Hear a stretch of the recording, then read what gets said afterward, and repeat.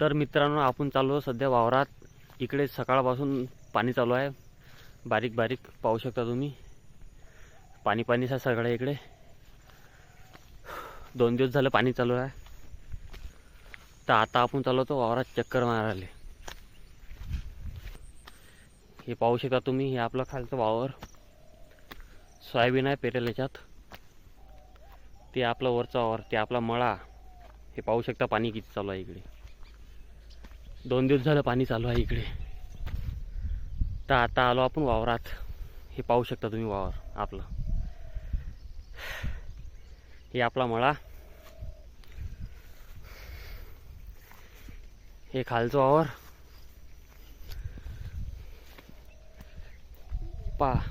बघू शकता तुम्ही, असा आहे आपला वावर.